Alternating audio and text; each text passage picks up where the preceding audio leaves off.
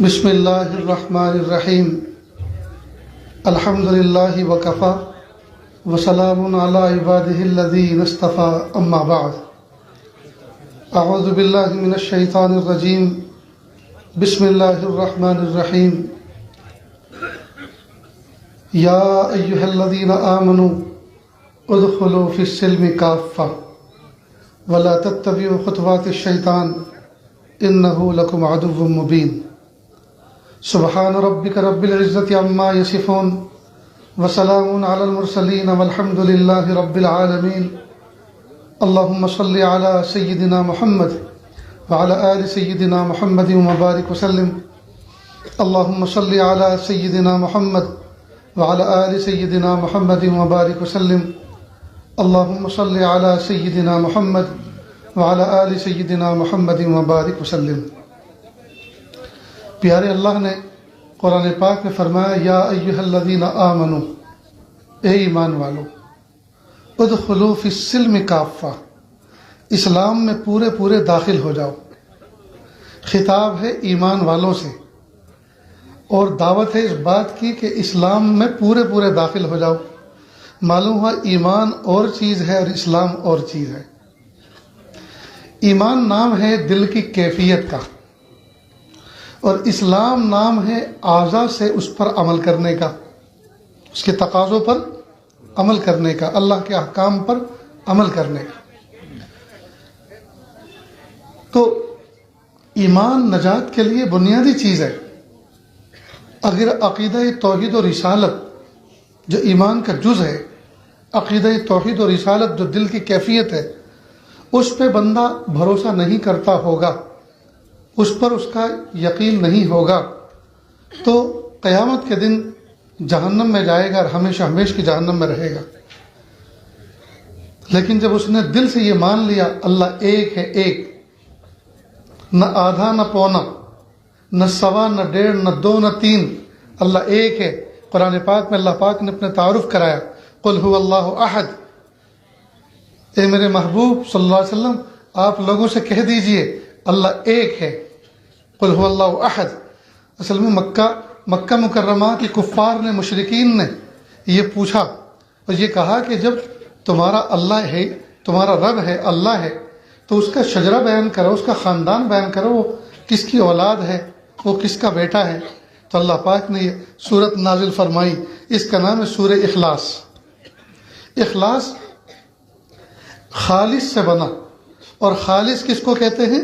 Pure کو، جس میں کسی چیز کی ملاوٹ نہ ہو، جیسے خالص گھی، جس میں کسی چیز کی آمیزش نہ ہو، ملاوٹ نہ ہو، اس کو خالص کہتے ہیں۔ یہ سورہ اخلاص ہے، یعنی اس میں کسی قسم کا کوئی شرک نہیں، اس میں کسی طرح کی کوئی ساجھا داری نہیں اللہ کے وجود کے ساتھ۔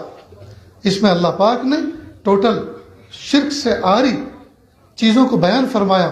فرمایا قل هو اللہ احد، اے میرے محبوب صلی اللہ علیہ وسلم آپ لوگوں سے کہہ دیجئے اللہ ایک ہے، نہ آدھا ہے نہ پونا، نہ سوا ہے نہ ڈیڑھ، نہ دو ہے نہ تین، پورا ایک ہے۔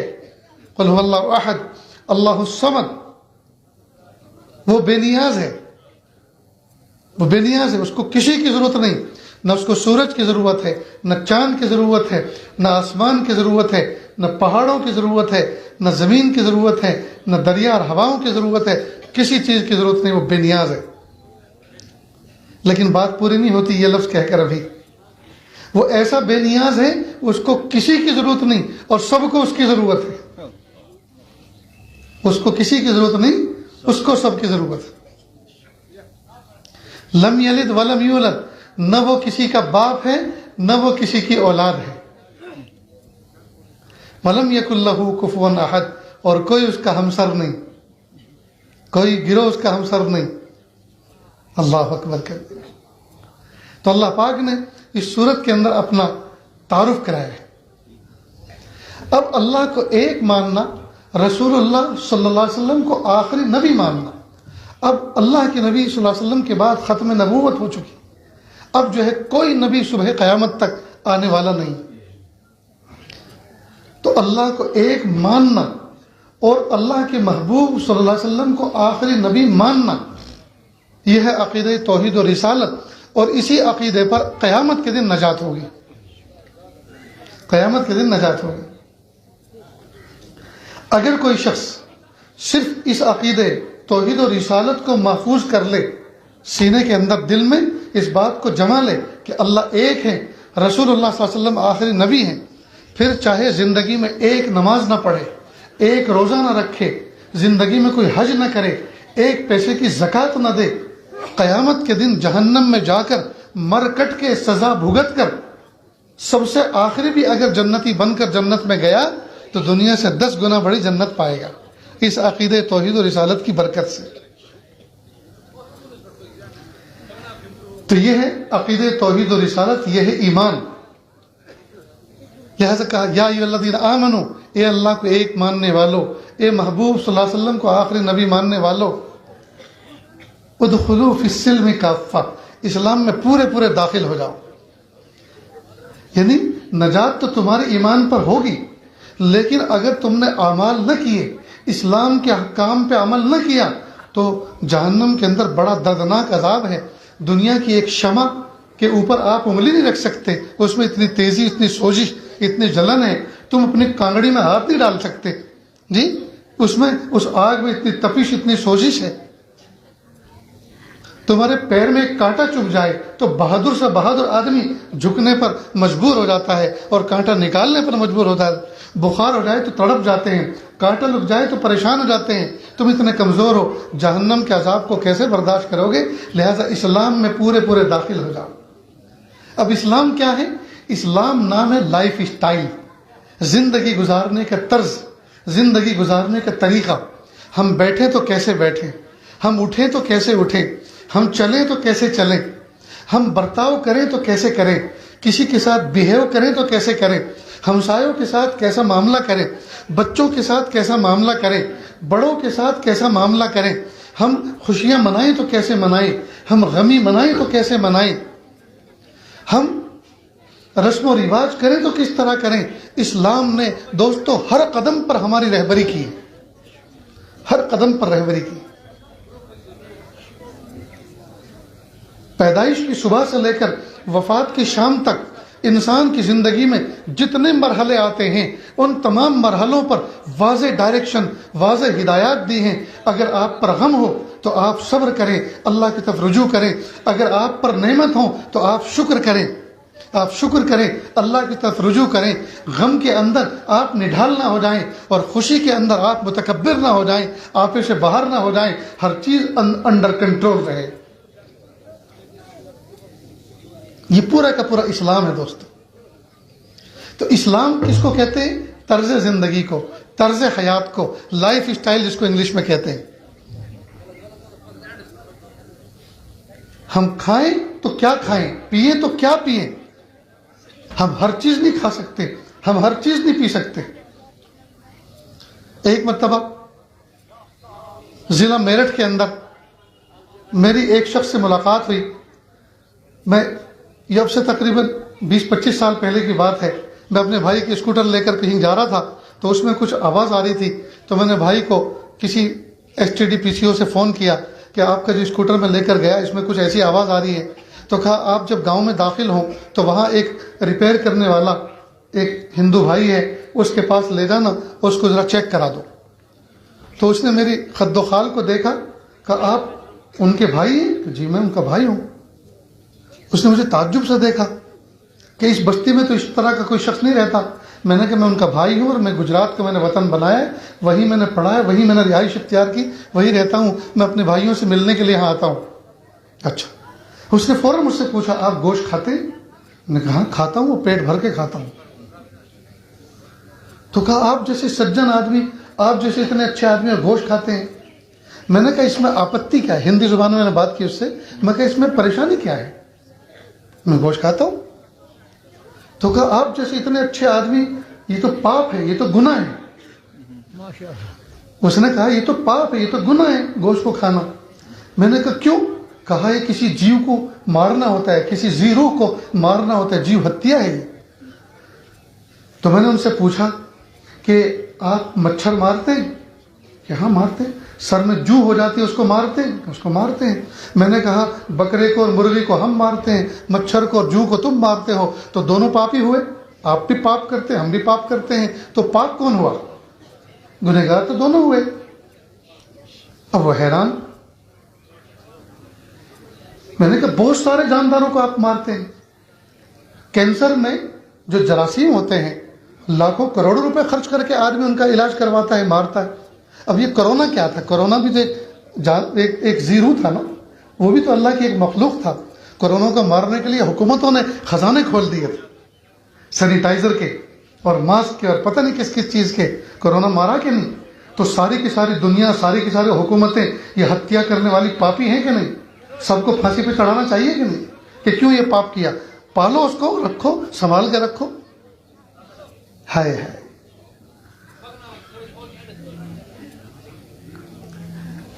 میں نے ان سے یہ کہا، پھر اس نے کہا کہ پھر آپ ہر چیز کا گوشت کیوں نہیں کھاتے؟ میں نے کہا ایک بات میں کہوں گا تو آپ کو برا تو نہیں لگے گا؟ کہ نہیں، بات کر رہا ہوں تو برا اس میں کیا؟ میں نے کہا دیکھو، ایک ہے ماں، ایک ہے بیٹی، ایک ہے بہن، ایک ہے بیوی، 4 چیز ہوئی نا۔ ماں، بہن، بیٹی اور بیوی، یہ چاروں کی قسم کیا ہے؟ عورت، ٹھیک؟ لیکن ماں کے ساتھ محبت کے جذبات الگ، بہن کے ساتھ الگ، بیٹی کے ساتھ الگ، اور بیوی کے ساتھ معاملہ کچھ الگ۔ جو معاملہ بیوی کے ساتھ جائز ہے وہ ان 3 کے ساتھ تو نہیں ہو سکتا، جی 3 کے ساتھ تو نہیں ہو سکتا۔ حالانکہ دیکھنے میں تو سب بھی عورتیں ہیں، اسی طرح دیکھنے میں سب جاندار ہیں، لیکن ہر جاندار کے ساتھ ایک طرح کا معاملہ نہیں ہوتا۔ میرے اللہ نے، میرے پالنے والے رب نے مجھے کچھ کہا کہ دیکھو ان جانوروں کو آپ کھا سکتے ہیں، یہ تمہاری غذا ہے، اور ان کو نہیں کھا سکتے، یہ تمہاری غذا نہیں ہے۔ لہذا کتا بلی کو نہیں کھا سکتے، جی شیر سانپ کو نہیں کھا سکتے، دوسرے حشرات الارض کو نہیں کھا سکتے، اس کی کنڈیشن ہے۔ معلوم ہوا کھانے میں ہم اللہ کے حکم کے محتاج، تو حکم کس کا چلتا ہے؟ اللہ کا۔ لہذا پورا کا پورا دین اسلام ہی اللہ کا حکم ہے دوستو، اور اللہ کے حکم الگ الگ طرح کے ہیں، الگ الگ طرح کے ہیں۔ میرے لیے اور آپ کے لیے ناچنا حرام ہے، جائز نہیں ہے، ناچ تو نہیں سکتے ہم۔ یہ الگ بات ہے کہ آپ شادیوں میں ناچتے ہوں گے، لیکن ناچنا جائز نہیں ہے۔ لیکن مور ناچتا ہے، مور ناچتا ہے کہ نہیں؟ اسے ناچنا کس نے سکھایا؟ اسی اللہ نے جس نے مجھے اور آپ کو منع کیا۔ تو میرے اور آپ کے لیے ناچنے میں آزمائش ہے، حکم ہے کہ اس کو ناچو مت، جی، اور مور کو کا خوب ناچو، سب کو دکھاؤ میرے پر کیسے ہیں، جی، اور میرے اوپر اللہ کی شان کیسی ظاہر ہوئی، میرے اللہ نے پینٹنگ میرے اوپر کیسی کی ہے، جی، جزاک اللہ۔ تو اللہ کا ایک نظام ہے، اللہ کا ایک نظام۔ تو معلوم ہوا دین اسلام نام ہے اللہ کو حکموں کو ماننا، اللہ کے حکموں کو پورا کرنا۔ شربت پینا جائز، پانی پینا جائز، اور شراب پینا حرام۔ حالانکہ پینے کی وہ بھی چیز ہے، پینے کی یہ بھی چیز ہے، اس کے پینے کی چاہت بھی انسان کے دل میں، اور اس کو پینے کی چاہت بھی انسان کے دل میں، لیکن نہیں، اللہ کا حکم ہے اپنی چاہتوں کو قربان کرو۔ میں جو کہہ رہا ہوں، میرے حکم کے تحت جو چاہتے ہیں ان کو استعمال کرو، ان چاہتوں کو پورا کرنا عبادت، اور جن کو میں نے منع کیا ان چاہتوں کو پیروں کے نیچے رون دو، ان کو استعمال مت کرو، ان سے بچو، ان سے بچنا یہ عبادت ہے۔ معلوم ہے حکم اللہ کا چلتا ہے، تو میں اور آپ اپنی مرضی سے کچھ نہیں کر سکتے، قدم قدم پر اللہ کی مرضی چلتی ہے، اور ہمیں اس بات کو سمجھنا چاہیے کہ اللہ کی مرضی کس موقع پہ کس چیز میں ہے، اللہ کا حکم اور اللہ کا منشا اس موقع پر ہمارے ساتھ کیا ہے، اللہ کیا چاہتے ہیں۔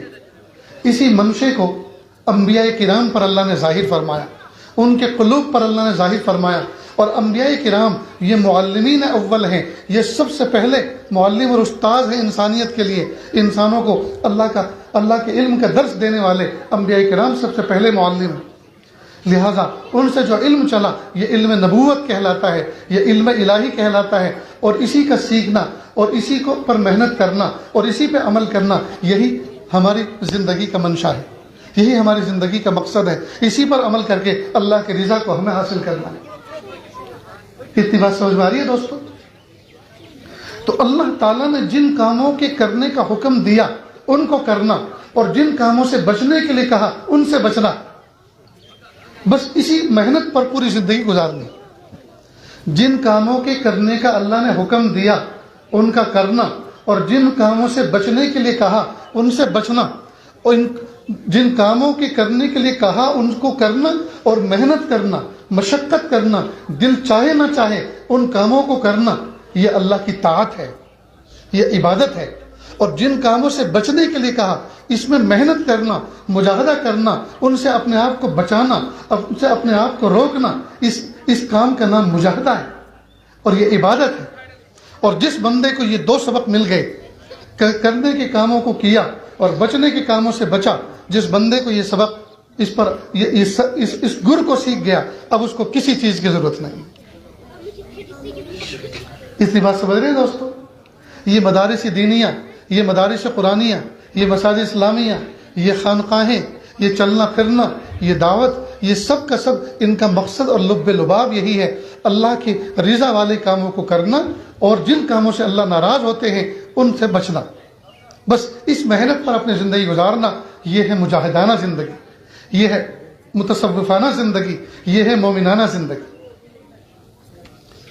اب ذرا ایک بات اور سمجھ لیں، اگر میں آپ میں سے کسی سے پوچھوں اسلام کسے کہتے ہیں، تو کوئی کہے گا کہ جی 5 وقت کی نماز پڑھنا، اور خاموش، دوسرے کا نہیں رمضان کے روزے رکھنا، تیسرا کہے گا حج کرنا، چوتھا کہے گا زکوٰۃ دینا، 5واں کہے گا چہرے پہ داڑھی رکھنا، اور شاید چھٹا یہ کہے گا بہت سارا گوشت کھانا، جو جتنا زیادہ گوشت کھائے اتنا زیادہ کٹر مسلمان۔ یہ اسلام کی ڈیفینیشن بیان کریں گے، لیکن یہ 5-6 الفاظ میں اسلام کی پوری ڈیفینیشن بیان نہیں ہو سکتی۔ یہ تو عبادات ہیں، نماز پڑھنا، روزہ رکھنا، حج کرنا، زکوٰۃ دینا، جی یہ تو عبادات ہیں۔ اور پورے اسلام کی جو ڈیفینیشن ہے اس میں سے عبادات تو 5% ہے، معلوم ہے 95% کچھ اور ہے۔ تو اسلام کا جو مجموعہ ہے وہ 5 چیزیں ہیں: عقائد، عبادات، معاملات، معاشرت اور اخلاق۔ یہ 5 چیزوں کے اندر پورا اسلام آ گیا۔ عقائد جمع ہے عقیدے کی، اور عقیدہ بنا ہے عقدہ سے، اور عقدہ کہتے ہیں مضبوط گرہ اور گانٹھ کو۔ تو دل اور دماغ کے اندر اس بات کو جمع لینا، اللہ ایک ہے، رسول اللہ صلی اللہ علیہ وسلم آخری نبی ہیں، اور اتنی مضبوطی سے جمع لینا کہ کوئی اس کو مٹا نہ سکے، ڈیلیٹ نہ کر سکے، یہ ہے عقیدہ توحید و رسالت۔ عقائد میں اور بھی بہت ساری چیزیں ہیں، لیکن نجات کے لیے عقیدہ توحید و رسالت کا ماننا یہ ضروری ہے۔ پھر دوسرا ہے عبادات، اسلام کا دوسرا شعبہ ہے عبادات۔ عبادات میں نماز، روزہ، حج اور زکوٰۃ۔ نماز کو سیکھنا اور وقت پہ پڑھنا، اور روزے کو سیکھنا اور اس کا جو خاص مہینہ آتا ہے اس کو محبتوں کے ساتھ ادا کرنا، اس کو فاقہ نہ سمجھنا۔ زکوٰۃ کو سمجھنا، سیکھنا، اور جب اللہ پاک فرض کر دے سال میں اس کو محبتوں کے ساتھ نکالنا، اس کو ٹیکس نہ سمجھنا، بوجھ نہ سمجھنا۔ اور حج کو سیکھنا، اور جب اللہ فرض کر دے محبتوں کے ساتھ، عظمتوں کے ساتھ بیت اللہ کے جھوم جھوم کے طواف کرنا، میدان عرفات، مینا عرفات، مزدلفہ میں جانا، اور جو ہے شاعر اللہ پہ جا کے حاضری دینا، اور جو وہ کام کرنے کی ہے ان کو کرنا۔ تو عقائد، عبادات۔ تیسرا ہے معاملات۔ معاملات کہتے ہیں لین دین کو، خرید و فروخت کو۔ تو اسلام میں اس کے بارے میں بھی واضح ہدایات اور ڈائریکشنز دیے ہیں کہ آپ کس طرح خریدیں، آپ کس طرح بیچیں، آپ کس طرح بیچیں، آپ کس طرح خریدیں۔ ایک آدمی کوئی چیز خرید رہا ہے، اس کا معاملہ چل رہا ہے، اور آپ آئے اور آپ کو وہ چیز پسند آئی، وہ جو آدمی پہلے سے بات کر رہا تھا وہ 100 روپے میں لینے کے لیے تیار تھا، سامنے والا کہہ رہا تھا نہیں 105 روپے میں آپ کو دوں گا، کہہ رہے نہیں یار 5 روپے کم کر دو، 100 روپے مجھے دے دو، نہیں میری ضرورت کی چیز ہے۔ آپ آئے اور کہے میں 110 روپے میں لیتا ہوں، اور اس نے آپ کو دے دیا، تو آپ نے ایک بندے کا حق مارا، آپ ظالم۔ کیوں؟ کہ آپ نے معاملات میں گڑبڑی کر دی۔ ایک جگہ کسی بچے کا رشتے کا معاملہ چل رہا تھا، آپ نے اپنی طرح متوجہ کر لیا، اس کی بات ابھی انکمپلیٹ تھی، بات چل رہی تھی، اور آپ نے اپنا رشتہ دے دیا، خطبہ علی الخطبہ ہوا۔ یہ اسلام میں ناجائز ہے، اس میں برکتیں نہیں۔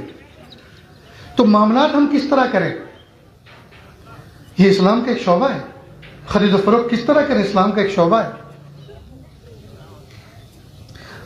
تو عقائد، عبادات، معاملات. اسی طرح معاملات میں مثال کے طور پہ ایک آدمی دریا کے کنارے کھڑا ہے اور جال اس کے ہاتھ میں مچھلی پکڑنے کا. اور اس نے کہا حاجی صاحب رکو، میں ابھی جال دریا میں ڈالوں گا، جتنی مچھلی آئیں گی 500 روپے آپ کو دوں گا.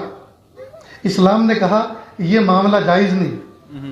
کیوں؟ اس لیے کہ جو مچھلی وہ آپ کو بیچنا چاہ رہا ہے اس پہ اس کا قابو نہیں ہے. کیا پتا وہ جال دریا میں ڈالے اور اتنی سی ایک مچھلی آئے تو کیا 500 روپے میں اتنی سی مچھلی آپ خرید لیں گے؟ اور ہو سکتا ہے اس میں 1 من مچھلی آئے، 1 من، تو کیا وہ 1 من مچھلی 500 روپے میں دے دے گا؟ تو ہر وہ چیز جو جھگڑے اور منازعات کا سبب بنے، اسلام نے اس کو جائز قرار نہیں دیا.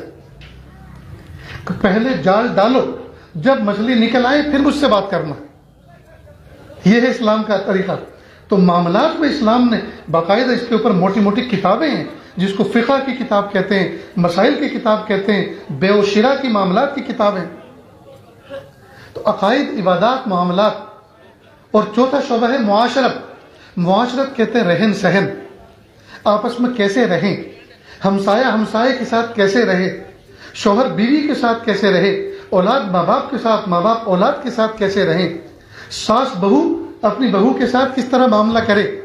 جی یہ معاشرت، اس کو معاشرت کہتے ہیں. اور 5واں شعبہ ہے اخلاق. اخلاق دل کی کیفیات کا نام ہے کہ اس دل کے اندر حسد نہ ہو، اس دل کے اندر بغض نہ ہو، اس دل کے اندر عداوت نہ ہو، اس دل کے اندر انتقام کا جذبہ نہ ہو، بلکہ اس دل کے اندر سخاوت ہو، اس دل کے اندر محبت ہو، اس دل کے اندر ہمدردی اور خیر خواہی ہو، اس دل کے اندر شجاعت ہو. یہ دل کی کیفیات کا نام ہے. تو اخلاق اسی طرح. اور ان 5 شعبے کا نام ہے اسلام. 5 شعبے کا نام اسلام.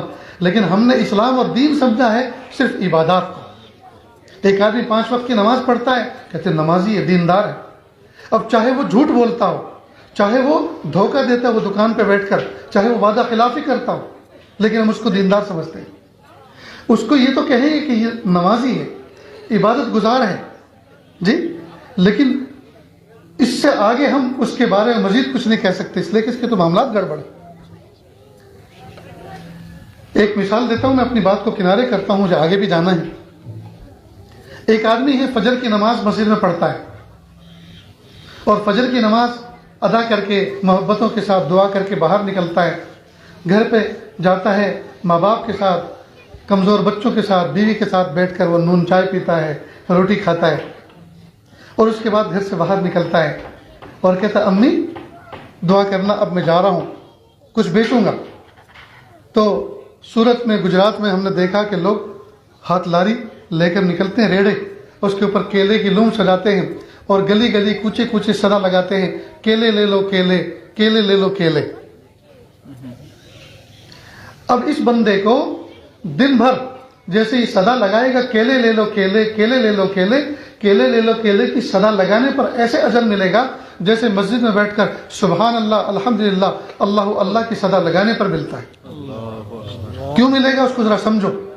جس اللہ نے ذکر کا حکم دیا، جس اللہ نے نماز پڑھنے کا حکم دیا، اسی اللہ نے روزی کمانے کا بھی حکم دیا. تو جب اللہ کا حکم ذکر کا ادا کرتا ہے، جب اللہ کا حکم نماز کا ادا کرتا ہے، اس پر اس کو اجر ملتا ہے. جی تو کیلے لے لو کیلے کی صدا لگانے پر جو مجاہدہ پڑتا ہے، اس پر بھی تو اللہ اس کو اجر دیتے ہیں. لیکن لا الہ الا اللہ کی صدا لگانے والے کو اور نماز پڑھنے والے کو ہم دیندار سمجھتے ہیں، اور کھیتی باڑی میں کام کرنے والے کو اور گلی گلی کوچے کوچے صدا لگانے والے کو ہم دنیا دار سمجھتے ہیں. یاد رکھیں دوستو، ہم اپنی نیتوں کو درست کریں، ہم اللہ کے اعمال پر عمل کرنے کو، اللہ کے احکام پہ عمل کرنے کو سیکھیں. یہ مدارس، یہ مکاتب، یہ خانقاہیں، یہ سب کے سب اسی بات پر محنت کر رہی ہیں کہ ہم اللہ کے حکموں کو بیان کریں اور اللہ کے حکموں کو حضور پاک صلی اللہ علیہ وسلم کے طریقے کے مطابق عمل کرنے والے بنیں. اللہ کے حکموں کو حضور کے طریقے کے مطابق پورا کرنے والے بنیں. تو کریں گے نا انشاءاللہ دوستو. اپنے بچوں کو پڑھنے بھیجو اور ان بچوں کے اساتذہ کی، ان درسگاہوں کی جو ضرورتیں ہیں ان کی کفالت کرو، اللہ اس کا آپ کو اجر عطا فرمائیں گے. جب تک یہ دین، جب تک یہ کلمہ، جب تک یہ ذکر، جب تک کہ اللہ کی شریعت ہمارے سینوں کے اندر محفوظ رہے گی اور ہم اس پر عمل کرتے رہیں گے، آسمان اپنی جگہ پہ ٹکا رہے گا، زمین اپنی جگہ پہ ٹھہری رہے گی، اور جس دن ہمارے دلوں سے یہ ایمان نکلے گا، جس دن یہ دین ہمارے زندگیوں سے دور ہوگا، آسمان ٹوٹے گا، زمین پھٹے گی، زمین ہلے گی، اور ہم سب کا سب ستیہ ناش ہو جائے گا۔ اللہ سے دعا ہے اللہ تعالی ہمیں دین کی اہمیت کو سمجھنے اور اس پر عمل کرنے کی توفیق عطا فرمائے۔ وآخر دعوانا ان الحمد للہ رب العالمین۔